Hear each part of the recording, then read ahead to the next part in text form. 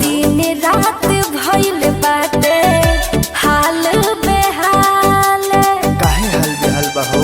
का कही हो रहे न पता परनी ऐसन पाल।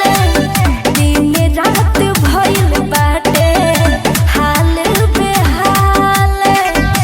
नई हर में खाली काटू का कलम से लिखलू तो कुमारे पे काहे रानी हो कुछो नहीं सिखलू। दिन रात खाली रानी हो फैशन में तू दिखलू। अब तो कहे के बहरे बा।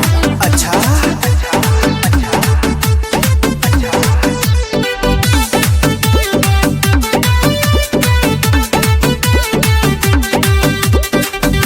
घरे के रहनी हम पापा के परी। तहरा लगे आके हम मजदूरी करी। हमरा से ना होई सब। काहे हो? सुना घरे के रहनी हम पापा के परी। तहरा लगे आके हम मजदूरी करी। घरे के हाल बिगड़ल नाही रोटी से करू तो कुमारे में काहे रानी हो कुछो नहीं सिखलू। दिन रात खाली रानी हो फैशन में तू दिखलू।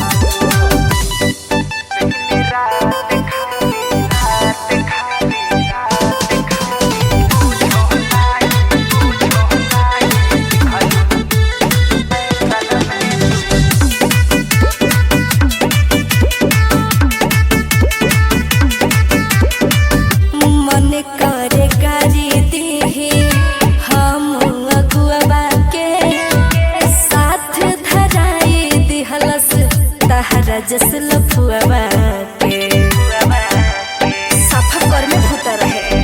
मन करे गारी दीही हम अगुआ के साथ धराई दिहलस तहरा जस लफुआ के।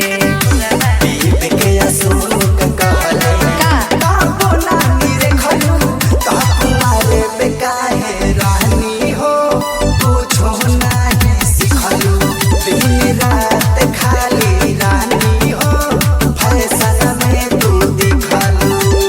देखो राखे के बात राखो ना तो छोड़ दो। तो जो ना रुकले के बा।